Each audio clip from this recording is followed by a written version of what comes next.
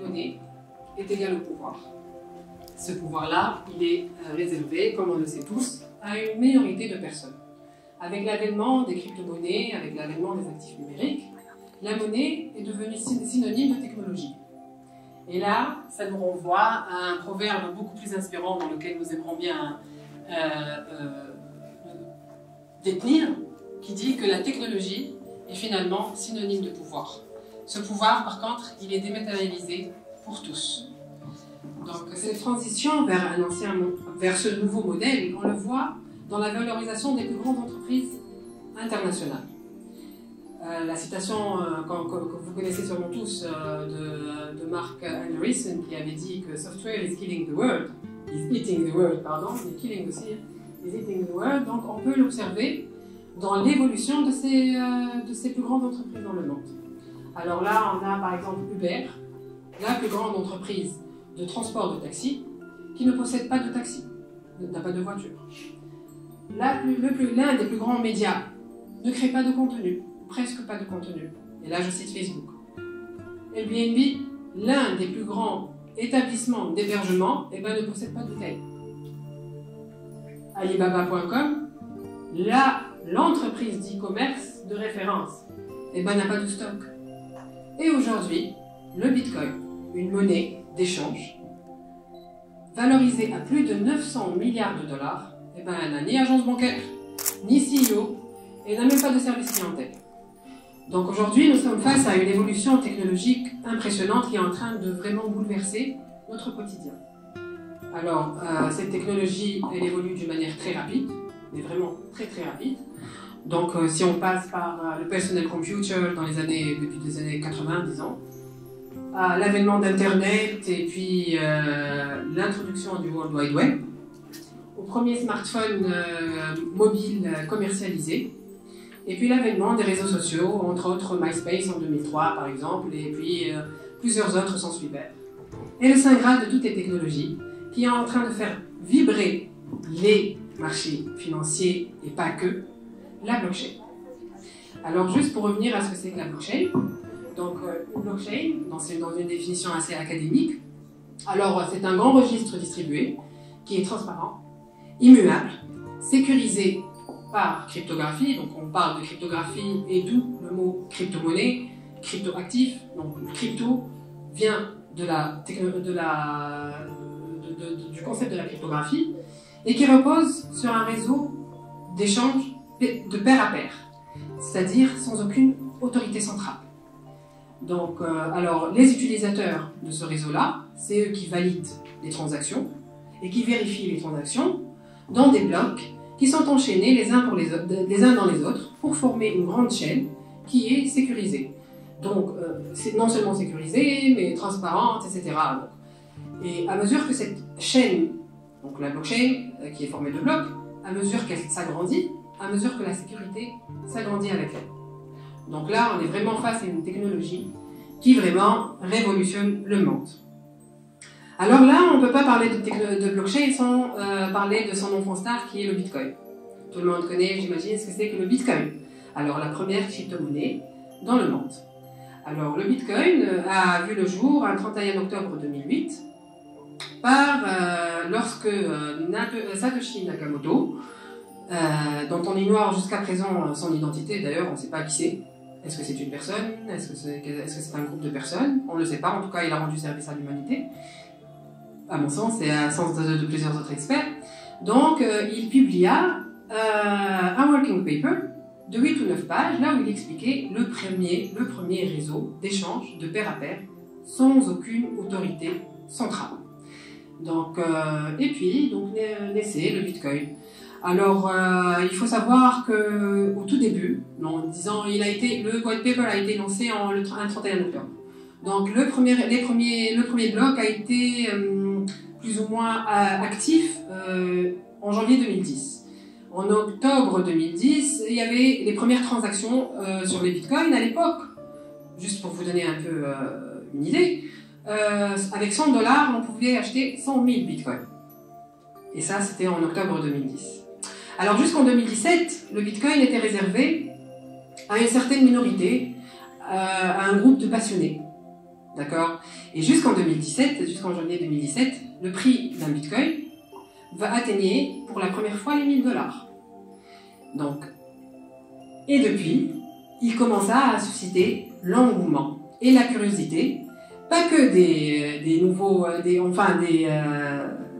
des gens qui ont tout de suite adopté cette monnaie-là, mais aussi des groupes financiers, des gouvernements, des instances réglementaires et d'autres acteurs qui sont influents sur la scène économique et financière. Donc, l'une des choses que Satoshi Nakamoto avait codé lors de l'émission de ce réseau de pair à pair, c'est le fait que le Bitcoin est une monnaie qui est limitée en quantité. C'est-à-dire, il y aura 21 millions de Bitcoins en circulation dans le monde, et selon cela. Donc, il y a une déconnexion totale avec les systèmes monétaires traditionnels, avec la planche à billets. Dès qu'il y a un problème, on lance la monnaie. Non, avec le Bitcoin, c'est 21 millions, ni plus ni moins. Le dernier bloc est estimé il va être miné en 2140. Donc, cette quantité limitée de Bitcoin, c'est celle qui fait la rareté de ce premier actif numérique rare qui est sous forme de jetons, de tokens. D'accord? Donc, plusieurs experts l'assimilent à une réserve de valeur, c'est-à-dire comme l'or. Donc, alors, ce qui nous pousse un peu à définir ce que c'est qu'un token, ce que c'est qu'un jeton. Donc, un token, c'est un actif numérique qui est créé justement dans la blockchain grâce à des smart contracts. Des smart contracts, ce sont des contrats intelligents. C'est des contrats en fait dématérialisés. Ce ne sont pas les contrats qu'on connaisse tous sur leur format papier, mais plutôt c'est des contrats programmables, intelligents. Donc, un token est émis et est échangé bien sûr sur la blockchain. Et l'actif en question, à part le fait qu'il peut être natif de la blockchain, donc sa première émission, elle est sur la blockchain, donc il est natif. Et c'est cette partie qui commence à intéresser, enfin qui commence depuis quelques années déjà dans des pays, qui commence à intéresser, c'est la partie où un actif même du monde réel peut être tokenisé. Et donc, voilà. Du coup, on est amené à classer ces cryptoactifs. Donc les définitions, les concepts changent parce que à l'époque, c'était une notion encore embryonnaire. Donc comment les classer, quel groupe, quelle compréhension, quelle définition, il y avait un peu beaucoup de controverses autour de ce sujet-là. Sauf que pour quelques experts, et je partage leur classification, ils se sont résiliés à justement classer ces cryptoactifs sur la base de leur fonction, sur la base de à quoi ils vont servir. Donc on les a un peu, les experts les ont un peu catalogués en 3 grands groupes. Alors il y a un groupe Bitcoin, à lui tout seul. Pourquoi? Parce que le Bitcoin c'est la monnaie originelle, d'accord? Donc il évolue sur sa propre blockchain et il est assimilé à une coin. Donc quand on parle de Bitcoin, c'est un token mais plutôt coin. Après nous avons les altcoins. C'est quoi les altcoins? C'est un autre groupe. Les altcoins, c'est ce qu'on appelle toutes les autres crypto-monnaies qui sont sur le marché, c'est des dizaines de milliers, d'accord, mais qui sont alternatives. Donc, c'est pas le Bitcoin, donc on les a classés comme étant les alternative coins. Ils sont aussi considérés comme des monnaies. C'est des monnaies de paiement, d'échange, etc. Et puis, on a le dernier groupe qui nous intéresse le plus, c'est les tokens. Alors, c'est quoi les tokens? Les tokens sont des jetons, ce sont des actifs, comme je vous les ai expliqués. Mais leur particularité, c'est qu'ils ne sont pas là pour être considérés comme une monnaie.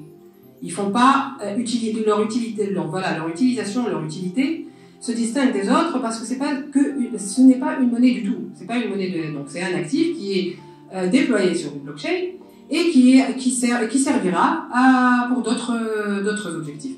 Donc parmi les tokens, nous pouvons voir les security tokens qu'on verra tout à l'heure. Nous aurons les NFT qui sont maintenant très célèbres, surtout dans le domaine artistique, mais pas que. Alors, les NFT, ce sont les non-fungible tokens, ce sont des jetons qui sont non interchangeables, pardon, qui sont vraiment, qui détiennent, enfin, ils ils sont assimilés à des certificats d'authenticité. D'accord? Et après, nous avons les utility tokens qui servent plutôt de jetons pour des decentralized applications. Donc, à l'intérieur des decentralized applications, nous avons ces utility tokens. Donc, et là, on va passer à la tokenisation, l'objet de cette masterclass. Donc, à mon sens, les chiffres parlent mieux que les mots. Alors, ce graphique-là représente l'étude, les résultats de l'étude de Boston Consulting Group avec ADDX lors du dernier World Economic Forum. Là où il présentait la part des actifs tokenisés liquides dans le monde, worldwide. Et ils estiment, dans un scénario pessimiste, je dis bien pessimiste, que cette valeur-là, elle va augmenter jusqu'à 16,1 trillions de dollars. Qu'est-ce que ça veut dire 16,1 trillions de dollars? Pour faire court, c'est 16 000 milliards de dollars, la part des actifs illiquides qui seront tokenisés dans le monde. Et tout ceci représente quoi? Représente, rien que ça, 10% du PIB mondial. Et c'est pas moi qui le dis, c'est BCG. Donc, et là, dans un scénario, encore le best case scénario, je l'ai mis d'ailleurs tout en haut, alors il prévoit, dans un scénario les plus optimistes, que cette part d'actifs tokenisés illiquides, on parle d'actifs illiquides, hein, parce que il y a la notion aussi d'actifs liquides, il y a les actifs illiquides. Les actifs illiquides, entre autres, c'est les actifs dont on n'arrive pas à vendre, Donc ces actifs-là, qui sont illiquides finalement, leur part atteindra les 68 trillions de dollars d'ici 2030 dans le best scenario case de BCG. Donc vous imaginez un peu la part du PIB par rapport à 68 trillions de dollars. Donc aujourd'hui, plus de 55% des plus grandes banques internationales investissent dans les fintech qui se spécialisent dans la tokenisation et dans les métiers de la blockchain. Aujourd'hui, c'est une étude qui date d'août 2021, donc les chiffres ils sont à réviser à la hausse, j'imagine, par rapport à un an après. Donc, comme vous le voyez tous, alors il y a Morgan Stanley, il y a Goldman Sachs, il y a Barclays, toutes, c'est des banques internationales très connues. Donc, si elles ont commencé à investir des billions de dollars, des millions de dollars dans la tokenisation, c'est que vraiment la tokenisation n'est pas un effet de mode. Donc aussi, je n'ai pas indiqué ici, mais par exemple la Société Générale que vous connaissez tous, l'une des plus grandes aussi banques sur la scène européenne mais aussi internationale, alors présente The Forge, qui est une start-up qu'elle s'est finalement appropriée, présente The Forge comme son bras armé. Donc imaginez une société de tokenisation, le bras armé de la Société Générale. Voilà. Et ce qui nous amène un peu à définir ce que c'est que la tokenisation. Alors, dans sa définition la plus simple, la tokenisation, c'est le processus de transformation d'une valeur mobilière et immobilière, mais pas que. Les droits qui y sont attachés sont aussi tokenisés, sont aussi déployés en un jeton numérique, donc on a un token, qui est déployé sur la technologie blockchain et encadré par les contrats intelligents dont on a parlé tout à l'heure. Donc, ceci peut inclure alors les actifs réels, comme les actifs traditionnels, actions, type actions, obligations, dettes, etc. Ou aussi les actifs physiques, tels que l'immobilier, les commodities, tels que l'or, le pétrole, etc. Même les oranges, les dattes, tout peut être tokenisé. Et donc, cette catégorie-là, elle est appelée les security tokens. Donc, quand on parle de security tokens, ou jetons de sécurité, ou encore des jetons d'investissement, ils ont la même licence, c'est des synonymes, on parle d'actifs financiers et d'actifs physiques tels que type immobilier et matières premières. Après, nous avons ce qu'on appelle les stablecoins. Alors, les stablecoins, c'est des tokens qui représentent ou qui traquent la valeur d'une devise. Donc, nous avons l'un des plus grands exemples qui est le USDT, c'est le Tether. Il traque la valeur du dollar. Donc vous aurez toujours un Tether, un USDT, et équivaut à $1, à peu près. Donc après, il y a des petites variations, mais c'est toujours autour de 1 $. Et après, nous avons les utility tokens que je vous ai présentés tout à l'heure, qui servent justement pour accéder aux decentralized applications. Okay. Donc, le processus en gros de la tokenisation, nous avons d'un côté tous les actifs qui peuvent exister dans le monde réel, donc ils sont dans le off-chain world, qui grâce à la blockchain vont être tokenisés et passer du côté de l'on-chain, du côté de sous forme de tokens, du côté de la blockchain. Et là, ces tokens-là vont être visibles, accessibles à tout le monde. Donc après, vous avez ici le custody, c'est comme un tiers de confiance qui doit réserver à un certain moment le collatéral en sécurité. Et donc, pour par exemple les matières premières ou les NFT ou l'immobilier, on peut avoir recours à ces custodies-là. Donc, quels sont les bénéfices de la tokenisation? Donc, on a dit que la tokenisation reposait sur la blockchain. Les avantages d'une blockchain, au fond, ses caractéristiques, c'est-à-dire le fait qu'elle soit immuable, qu'elle soit sécurisée, qu'elle soit rapide, qu'elle soit transparente, et qu'il n'y a pas d'autorité centrale qui gouverne le processus, le protocole. Avec la tokenisation, on aura plus de transparence, parce que la blockchain, elle est immuable, on peut pas la... Aujourd'hui, dans tous les systèmes d'information, il y a toujours une intervention d'un tiers. C'est impossible de falsifier, de modifier aucune entrée qui a déjà été inscrite dans un bloc sans que les vérificateurs, sans que les autres utilisateurs ne soient au courant. Donc, alors, l'immuabilité fait déjà la force de la tokenisation. Après, une meilleure accessibilité, par exemple dans les levées de fonds. Aujourd'hui, une PME ou une start-up qui a du mal à justement lever des fonds, et on va le voir et on va le voir tout à l'heure, et c'est ce qu'on essaie de le faire à travers notre start-up. Alors, elle n'a pas d'accessibilité, elle n'est pas visible. Déjà, elle ne peut pas avoir les financements qu'il faut, mais en plus, elle n'est pas visible, elle n'aura pas d'investisseurs. Avec les tokens, le fait qu'ils soient sur la blockchain, ces entreprises-là pourront être visibles et accessibles. En plus, nos plateformes, elles ne dorment pas. C'est-à-dire, c'est des plateformes qui sont fonctionnelles 24 heures sur 24, 7 jours sur 7, 366 jours sur 365, si je peux dire comme ça. Il n'y a ni jour férié, et même s'il y a une guerre, la tokenisation, elle continue à être là. D'accord ?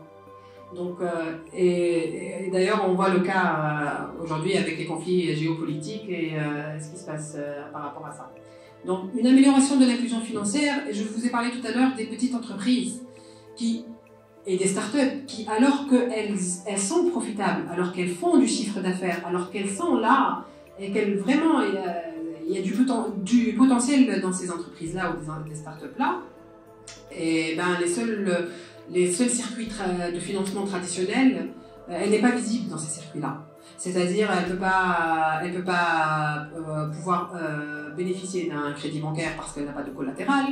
Les private equity aussi ne sont pas très intéressés, même les investissements à risque ne sont pas très intéressés parce qu'ils préfèrent investir dans d'autres entreprises.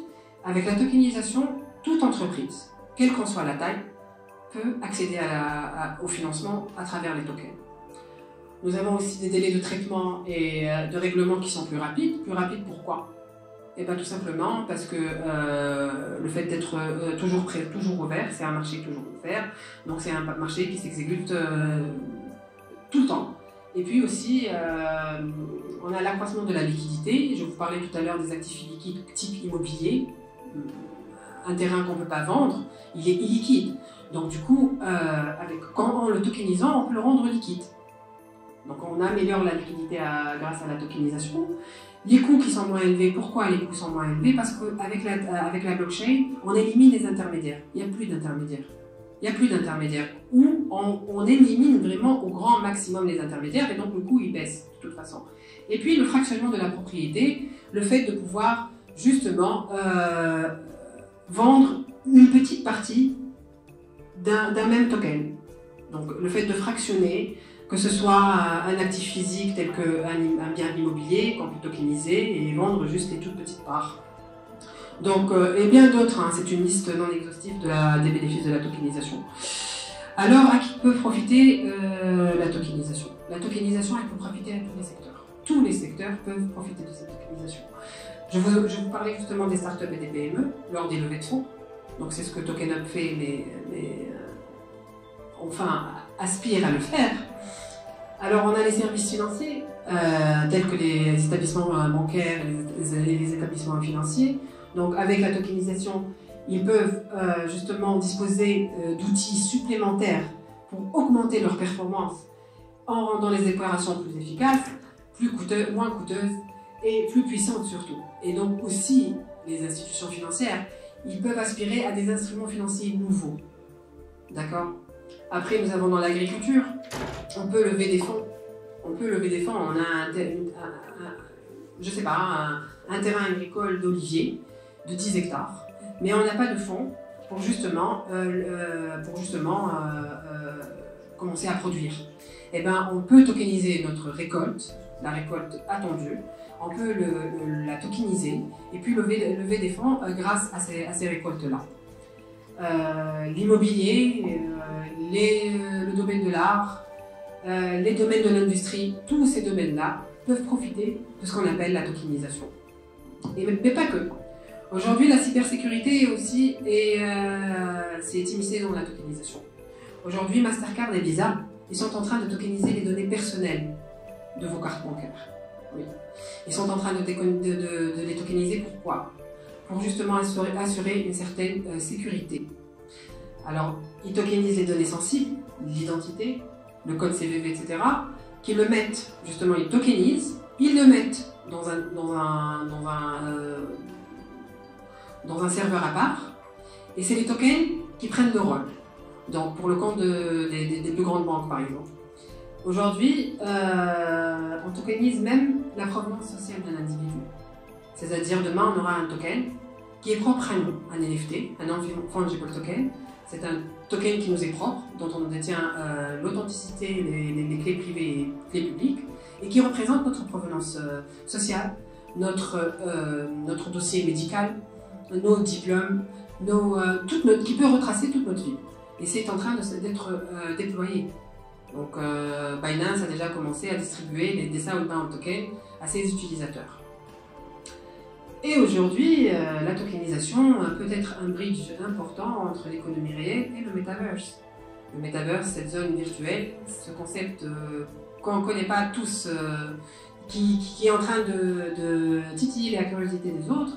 Donc le métavers, justement, cette zone virtuelle.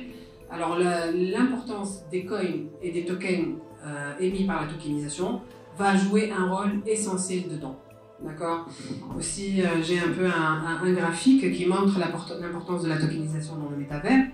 Donc, on peut voir la place des crypto-wallets, donc et des tokens, des coins, de toute la crypto-monnaie, comment ils vont interagir avec les métavers. Dans tout ce qu'on a, les marketplaces, secondary marketplaces, tels que OpenSea, là, on parle d'NFT. NFT, c'est grâce à la tokenisation qu'on peut avoir des NFT. Et puis après, nous avons les actifs numériques, type Virtual Lands, Avatar, etc., qui peuvent être justement déployés grâce à la tokenisation et dans le métavers. Donc vraiment, la tokenisation a tout son rôle à jouer dans plusieurs secteurs. Tous les secteurs. Tout peut être tokenisé. Alors, donc, une telle opportunité pousse à des défis. Donc les deux plus grands défis de la tokenisation, ils sont réglementaires et un défi de statu quo. Alors réglementaire, pourquoi? Parce que la tokenisation des actifs, elle pousse les instances réglementaires internationales à faire face à ce phénomène-là. Et donc cela pourrait ralentir l'innovation et créer, pourquoi? Parce qu'ils ne comprennent pas. Parce que l'innovation, elle évolue, la tokenisation, donc, qui est l'auteur de l'innovation, elle évolue d'une manière très rapide, trop même, si je peux le dire. Et la réglementation ne suit pas. Et donc du coup, quand la réglementation ne suit pas, ça peut vraiment freiner ce concept-là. Aujourd'hui, il y a des gouvernements qui ont compris qui ont misé sur la tokenisation et qui ont commencé à vraiment encadrer cette tokenisation, à suivre l'évolution de cette tokenisation avec leur réglementation. Il y en a d'autres, malheureusement, qui ne sont pas encore, qui dorment encore. Après, il y a un statu quo. Avec la tokenisation, ici, les actifs traditionnels, ils vont perturber ce statu quo. Pourquoi ? Parce que alors, certains systèmes qui sont mis en place aujourd'hui peuvent ne plus fonctionner de la même façon. Quand je parle de certains systèmes, je parle par exemple de banques, d'assurances, qui finalement, avec cet environnement-là, ils tirent leur profit. C'est-à-dire, c'est un business qui marche, qui est lucratif, qui leur apporte beaucoup. Pourquoi voulez-vous qu'on le change ? Donc, ce statu quo-là, cette aisance-là, fait que ces opérateurs-là vont freiner la tokenisation. Ce qui est sûr, ils vont freiner la tokenisation maintenant. Mais ce qui est sûr, ils seront amenés à faire face à cette tokenisation dans les prochaines années. Et donc, vaut mieux pas commencer, parce que c'est un mouvement qui est déjà en marche. Donc, vraiment rattraper le retard lié à la tokenisation. Donc, j'arrive à la fin de cette présentation. Et donc, juste pour conclure, je voulais que vous reteniez que la tokenisation n'est pas qu'une simple technologie. Non, c'est pas une technologie. La tokenisation, c'est un mouvement. C'est vraiment un mouvement qui est mis en place, qui est en place et qui est en marche depuis maintenant quelques années.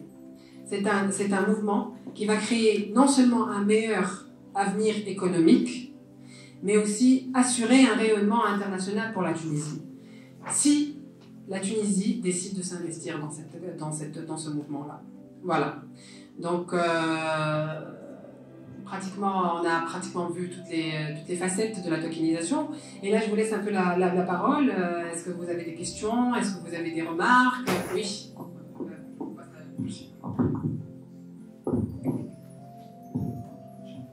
Là, on doit passer à l'action. Aujourd'hui, vraiment, on doit passer à l'action. Et la régulation, elle doit évoluer en même temps. Là, on est dans un monde où la technologie tellement, elle est en train d'évoluer rapidement que la réglementation ne pourra de toute façon pas suivre les textes de loi parce qu'il faut vraiment un certain temps.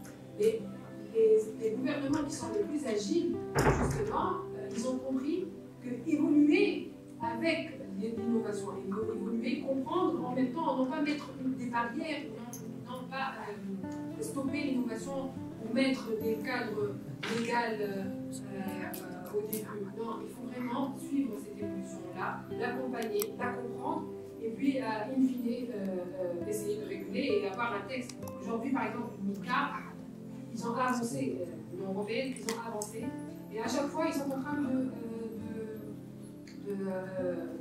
modifier parce que finalement les textes ils sont pas. Mais au moins ils sont là, au moins ils ont accepté cette innovation et au moins ils essaient de suivre cette évolution, d'accord, de cette innovation. Oui. Vous avez parlé tout à l'heure de la tokenisation de l'industrie. Oui.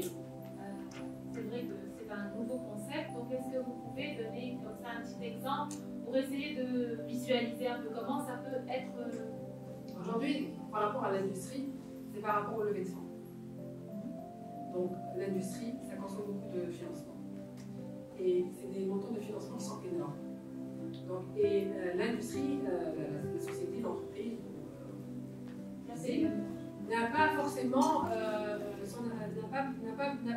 oreille qui écoute par rapport à ça, n'a pas accès au financement.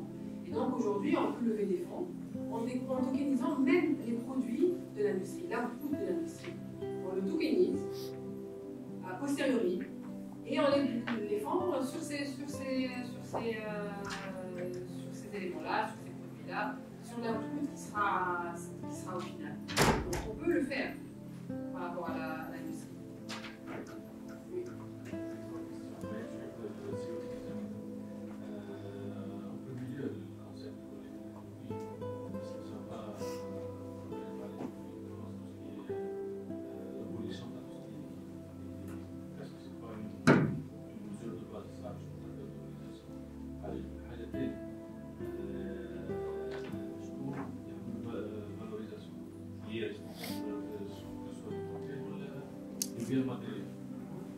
deuxième lieu,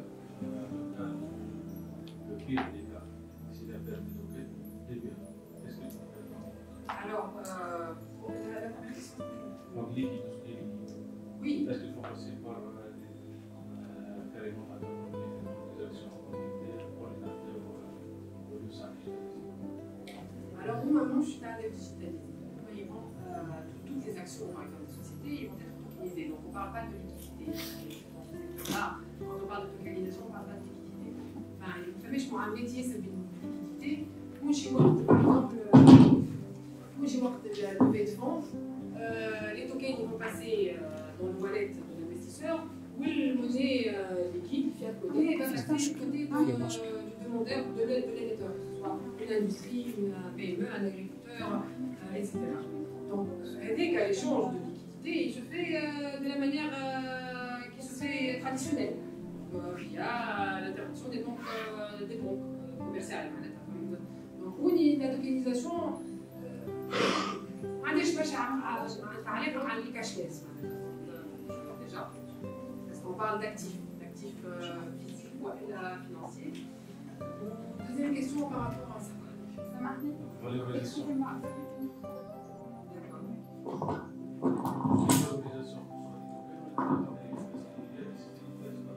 Oui, justement, la valorisation, elle se fait, alors quand une entreprise, par exemple, veut accéder à Tokenup, une plateforme interne. Donc il y a tout un travail sur l'objet de l'investissement, sur le contrat chez l'ICA. Donc il y a des experts juridiques, il y a une expertise financière et une expertise technique qui va faire en sorte de valoriser et d'étudier la valeur de cette entreprise, voilà, de la valeur de ce bien immobilier qui va être mis dans le système, qui va être tokenisé. Donc la valorisation, elle se fait selon les critères économiques, micro et macroéconomiques habituels.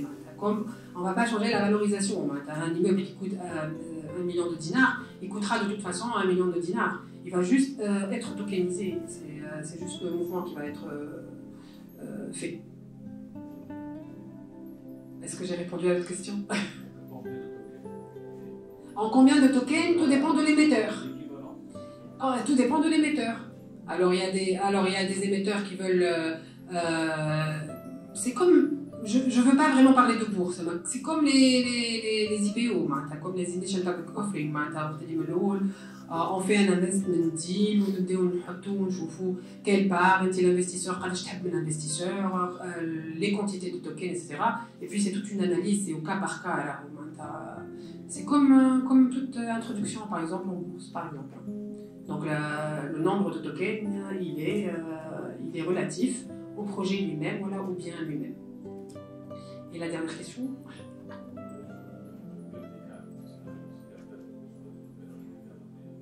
Il ne pourrait pas y avoir de perte de token, à la khater, c'est des contrats intelligents. Et donc, dès qu'il y a une action frauduleuse, voilà, une tentative de corruption, tire, le programme informatique, il interrompt. Le deal dans tout ça, c'est que c'est des contrats intelligents, c'est des programmes informatiques. Ils sont bien ficelés de l'eau. Et de l'autre côté, à un certain moment, je vais comme le custody, que je vais. Voilà, ici. Donc, il y a des custody en fait. Tu un bien. Et donc, le bien, donc on va le tokeniser et on va le vendre avec les droits qui lui sont attachés. Donc, le bien, il va être conservé chez un tiers de confiance, en général. Chez un tiers de confiance, en général, type banque, un tiers de confiance.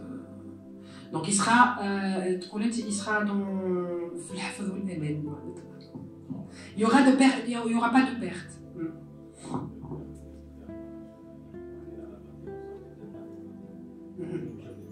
Et le transfert de propriété là, de ces droits, il passe au détenteur du token.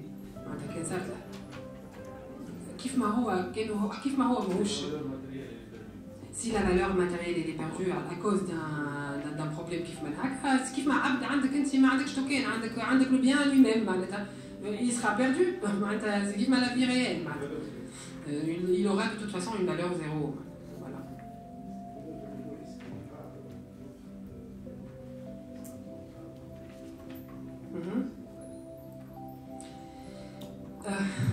Wallah, il n'y a pas des failles à proprement dit,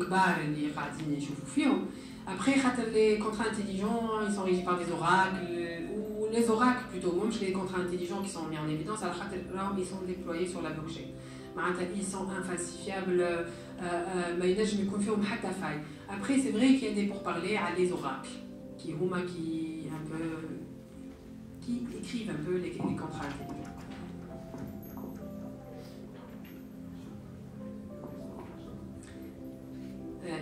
Et c'est pour ça, comme c'est un défi aussi technologique, ils exploitent, il y a toujours ce risque-là avec les technologies. Là, dans Ethereum par exemple, c'est vraiment la blockchain de référence, enfin, d'après mon avis, d'autres experts, ils vont dans le domaine avec. C'est une blockchain qui est vraiment une grande blockchain avec plusieurs blocs, donc elle est vraiment sécurisée, il y a beaucoup de layers, etc. Donc elle a fait ses preuves. Les nouvelles blockchains, peut-être, oui, ils sont facilement hackés, entre parenthèses, mais les anciennes type Ethereum, elle a quand même montré ses preuves technologiques. Voilà.